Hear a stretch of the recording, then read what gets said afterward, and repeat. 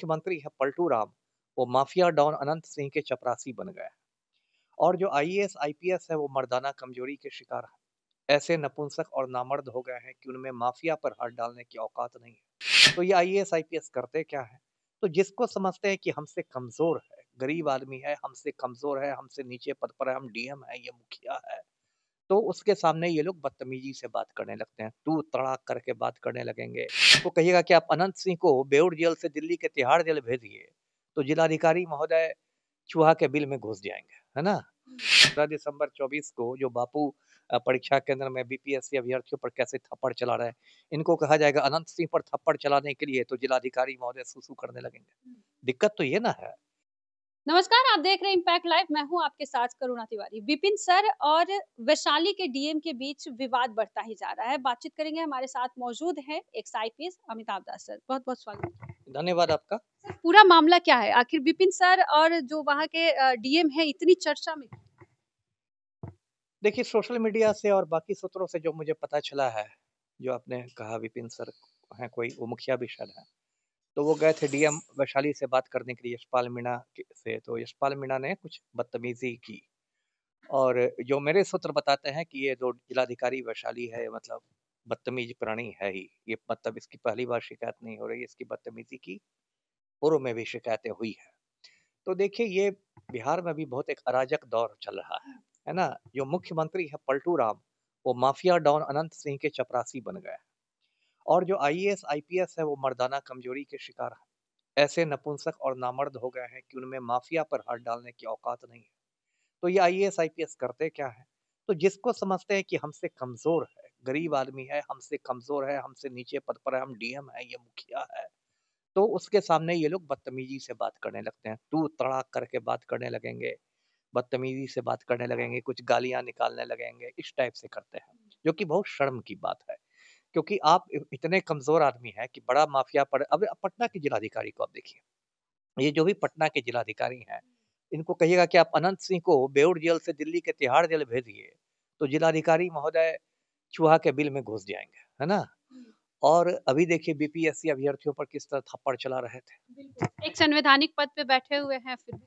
13 दिसंबर 24 को जो बापू परीक्षा केंद्र में बीपीएससी अभ्यर्थियों पर कैसे थप्पड़ चला रहे हैं, इनको कहा जाएगा अनंत सिंह पर थप्पड़ चलाने के लिए, तो जिलाधिकारी महोदय सुसु करने लगेंगे। दिक्कत तो ये ना है। तो यही पूरा ये पैटर्न हो गया है, और इसी पैटर्न की वजह से इन सेवाओं की बहुत बदनामी हो रही है। देखिए, हो क्या गया है कि बार-बार कहा जाता है कि पीपल्स फ्रेंडली आपको रहना है, पीपल्स फ्रेंडली रहना है। आपको मोटी बात समझनी चाहिए, आईएएस हो, आईपीएस हो, जो हो, कि आप एक लोकतांत्रिक देश में काम करते हैं, आप एक सरकारी सेवा में हैं। आपका उद्देश्य है आम आदमी की सेवा करना, जनता की सेवा, आम उसको राहत देने के लिए आप हैं। लेकिन ये सब बातें बस एकेडमी तक रह जाती है। आईएएस लोगों के लिए जो मसूरी की एकेडमी तक, आईपीएस के लिए हैदराबाद की एकेडमी तक। जब ये लोग फील्ड में आते हैं, तब इनका एकदम 2 कौड़ी के जिलाधिकारी रहेंगे, लेकिन अपने को अमेरिका का राष्ट्रपति समझने लगेंगे। 2 कौड़ी के एसपी रहेंगे, अपने को रूस का राष्ट्रपति समझने लगेंगे। है ना? अधजल गगरी छलकत जाए। तो वही इन लोग की समस्या होती है, और उसके बाद इस तरह से बदतमीजी से बात करते हैं। देखिए, अपने मुँह से मैं अपनी तारीफ नहीं करता, लेकिन मैं इतने दिनों का एसपी रहा।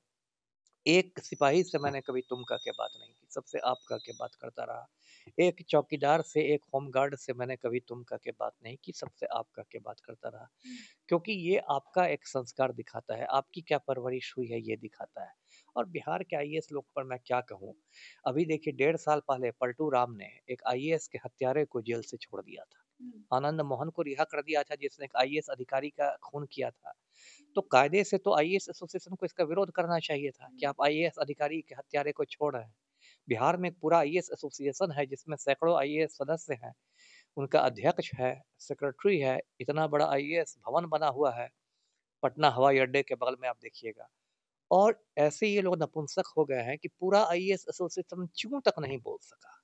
मैंने पटना हाई कोर्ट में पीआईएल करके आनंद मोहन की रिहाई को चुनौती दी है। पूरा आईएएस एसोसिएशन की हिम्मत नहीं हुई, एक ये लोग प्रेस विज्ञप्ति नहीं जारी कर सके, बाह पर काली पट्टी तक नहीं बांध सके, मुख्यमंत्री से इनका एक शिष्टमंडल नहीं मिल सका। तो ये इनकी नपुंसकता का हाल है। लेकिन जब कोई गरीब आदमी इन्हीं के सामने जाएगा, इनसे कोई राहत मांगने के लिए, कोई मदद मांगने के लिए, तब ये बिल्कुल भूखे शेर की तरह उस पर टूट पड़ेंगे और सोचते हैं कि मैं बहुत बड़ा आदमी बन गया। जी। अच्छा सर, विपिन सर चिराग पासवान पर भी आरोप लगा रहे हैं।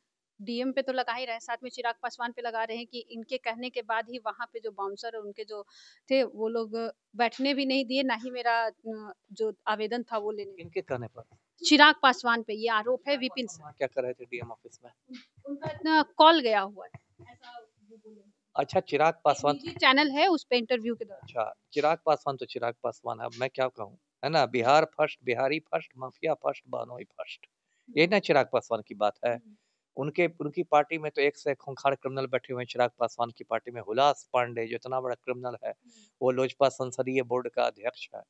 चिराग पासवान हेलीकॉप्टर से गए सिवान और उन्होंने खान बंधुओं को अपनी पार्टी में शामिल कर लिया।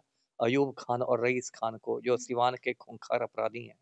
अभी मध्य प्रदेश के भोपाल में पायल मोदी नाम की एक महिला ने जहर खा लिया कि चिराग पासवान ने ईडी के माध्यम से मेरी कंपनी को बहुत प्रताड़ित किया। तो चिराग पासवान पर मैं क्या बोलूं। देखिए, ये लोग सब एक ही थैली के चट्टे बट्टे हैं, है ना? एक गठबंधन बना हुआ है, उसमें सड़े हुए अधिकारी भी हैं, सड़े हुए नेता भी हैं। जी। खान सर ने भी सपोर्ट कर दिया है विपिन सर को, कहा है कि इतना वो जो गए थे आवेदन देने, वो उनका जायज़ था। नहीं नहीं, कोई भी आवेदन की अलग बात है। मुझे मालूम ही नहीं कि आवेदन में क्या था, वो अलग मुद्दा है। लेकिन किसी भी अधिकारी को बदतमीजी से बात करने का कोई अधिकार नहीं है, है ना? कोई अधिकार नहीं है। आप जनता की सेवा के लिए आए हैं, आपको किसी का काम नहीं भी करना है, तो आपको बदतमीजी नहीं करनी। हम लोग को ट्रेनिंग में सिखाया जाता था कि फर्मनेस डजंट मीन रूडनेस, है ना? कि फर्म होने का मतलब बदतमीज होना नहीं है। तो अगर नहीं भी काम करना है, किसी वजह से आप नहीं कर सकते हैं, तब भी आपको बदतमीज होने का कोई हक नहीं है। तो डीएम जैसे कह रहे हैं कि अरे बिहारी तू इधर बैठ, तू रुक पहले। तो वही ना बताता है, यही यही दो कौड़ी के डीएम रहते हैं, खुद को अमेरिका का राष्ट्रपति समझने लगते हैं। 2 कौड़ी के जिलाधिकारी हैं, खुद को रूस का राष्ट्रपति समझते हैं। ये अधजल गगरी छलकत जाय का मामला है। और डीएम हो या कोई हो, आप कानून से ऊपर नहीं है। संजीव हंस को देख रहे हैं ना, अभी बेउर जेल में हवा खा रहा है, या गौतम गोस्वामी ने हवा खा ली है। तो कोई कानून से ऊपर नहीं है, इस बात को सबको याद रखना चाहिए। चलिए देखिए इस खबर पे आपका क्या कुछ करना है, आप भी हमारे साथ साझा करें। सहयोगी राहुल के साथ मैं करुणा तिवारी, पटना।